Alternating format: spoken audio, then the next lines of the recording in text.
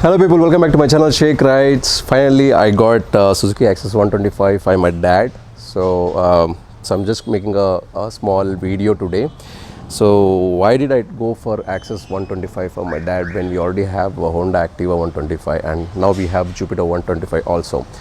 So we'll talk about this in this video. If you're new to this channel, do subscribe to my channel, press the bell icon for the latest updates. Let's see what the video is all about.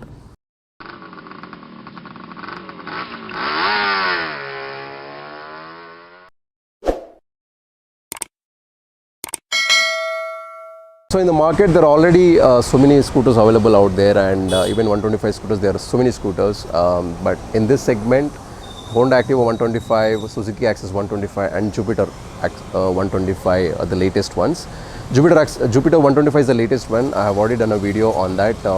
This is the one. I've done a small walk around and a ride review, so do check out if you want to. Coming to this, so the performance and the specifications almost remain same with your Honda Activa 125 and Jupiter 125 along with this. So why to go for this is the main reason because of its lightweight, also the mileage. So because petrol price is so healthy here in India nowadays, so I wanted something which gives me a good mileage. So that was the reason I went over this. But other reasons also are there. There are other reasons which really pulled me towards it. To start with, let's talk about the specifications first. So this is let's talk about the engine. So this is a 124cc engine that generates 8.5 bhp of power roughly, and 10 Newton meter of torque at 5,500 rpm, and the 8.5 bhp at 6,500 rpm. And that's about the engine. Coming to wheels, these are alloy wheels and the tires are from Maxxis. These are 90 by 90 at the front with the 12-inch wheels. At the back you get a drum variant with 90 by 90 10-inch wheels. It also comes with a disc brake. This is the high-end model.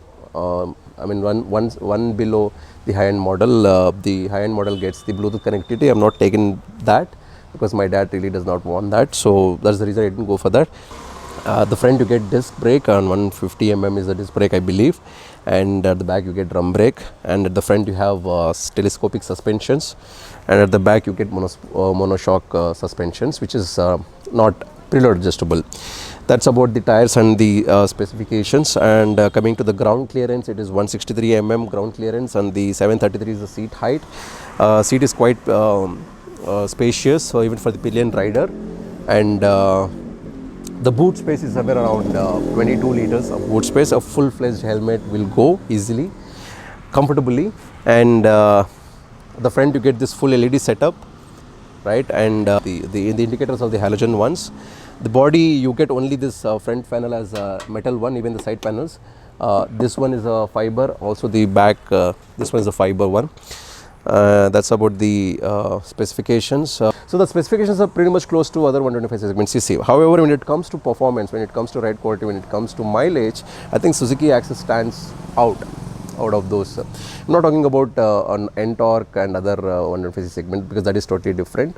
That's more of performance oriented. I'm talking about this segment especially when I'm comparing only with Honda Activa and Jupiter 125. So that's about it. And the price wise, if you talk about the price wise, I think the prices for the base model will start somewhere around 77,000 rupees and 84,000, 85,000 rupees for the high-end model with the Bluetooth connectivity. But I didn't go for that.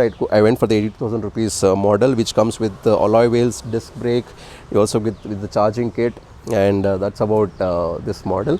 So I went for that. The on-road price will costed me around 1,07,000 rupees, and that is including your all this extra fittings, right? You see this guards here, side guards, the panel, the mat, even the side footrest for the pillion, all that has been covered in this. If I didn't wanted all those things, the on-road price is somewhere around 1,03,000 rupees. Since I went with the extra accessories, it costed me around 1,07,000 rupees.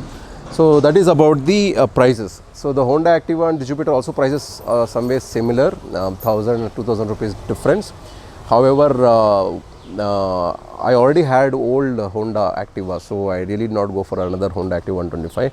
I was comparing this with the Jupiter 125, but Jupiter 125 is good. I recently made a video, I did a ride review, so it's very good. But the only thing which I didn't go with that was of the mileage, and that was the only thing which I didn't go for that. If not, that's a very good scooter. It has 12-inch wheels both front and back, and there is the fuel tank has been replaced at the foot, so that's a new idea, novel idea. But anyway, this gets an external fuel lid, so that's also good. Apart from that, this is a very good decent scooter to own it, and even service wise I believe this is okay and affordable. The other option I always had is going for electric scooter. I was looking for Ather and Bajaj Chetak and TVS iQube. There are other electric scooters also, but these three are something standard has been set. I didn't go for Ather because Ather is a kind of very sporty electric scooter. I mean, for my dad and for my mom, I don't think so that would suit, because she sits in the sideways, and there is no footrest also for that. Bajaj Chetak was there, but I didn't get much good reviews of it. Even same with the TVS iQube also, because the performance was lagging. I didn't want to spend lakh rupees, and plus for 70 kilometers range, 80 kilometers range with just 60 to 70 kilometers top speed. So I think Ather was good with terms of performance, but that was the reason, because of its aggressive riding style, I didn't go for that. Also, my understanding is the infrastructure in India for electric scooter is still developing. It is not at the pro level where you can take scooter, go out, if the battery goes out, you can charge anywhere. I think we have not reached that stage yet, so we're still in the starting stage. That's the reason I will take an electric scooter, but we also want a petrol scooter for emergencies. So that's the reason this. Currently, this is the video. The reason why I went for Access 125 is the mileage, the ergonomics, and of course the ride quality, also the price. So those are the reasons why I went for this. Let's do a small ride to understand how exactly this feels. Okay, so let's do a ride now. So at the dashboard you have this semi-analog meter with this instrument clusters. Here, if you let me turn on this ignition. Here we go. So that's just a full swipe. This small one is the digital, a very small one actually. This could have been a little big. I don't know why they made it so small. So anyway, so this gives your fuel information, your odometer. You get your trip 1 information, you get your trip 2 information, and it also gives you clock information. Then we have battery information and the bride information. Like if you want to increase the bride or decrease the bride, you can do that by doing a long press. Now coming back to odometer, so this gives your speedometer. I think 50-60 should be a sweet spot in this. Then you also get this engine light, and this if anything, any service issue, then you get this indicator. Yeah, so here since this is a high-end model, one shot of high-end model, where you get this the high-end model, you get this Bluetooth connectivity, which is a complete digital console, but here this is a semi-analog. So instrument cluster remains same. Honk, the indicators, this high beam, low beam, this sweet mirrors here, the retro style, and so that's about the front. Here you get this charger here, small one, to charge your mobile, the socket here, good one, and to keep anything here for your water bottle or anything, any mobile, anything, you can place it here. And this is the regular one. This is the regular one of your keys. So that's about it. And these lights you see here, this is indicates actually whether you're riding in eco mode or riding aggressively. So if it is in a green, it means you're riding consistently in a good manner, a good riding. But if you move to blue, it means that you're riding little aggressively. It all depends on how you're using the throttle. So the thing is, the things which I didn't like about here is this is placed very oddly. So if I want to start, basically what happens, I have to do a switch start here, right? The kill switch should have been here, but they placed it here. I don't know why. What logic does it make keeping it here? I seriously don't know. Anyway, so that's about it. Which I liked about it, this indicator, LED indicators, looks very cool here.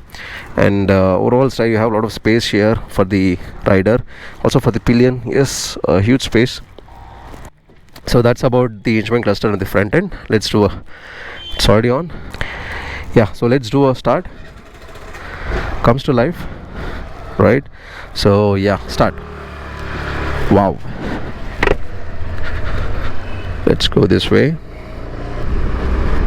So first impressions, a very good mid-end, very good mid-end, strong mid-end I can say.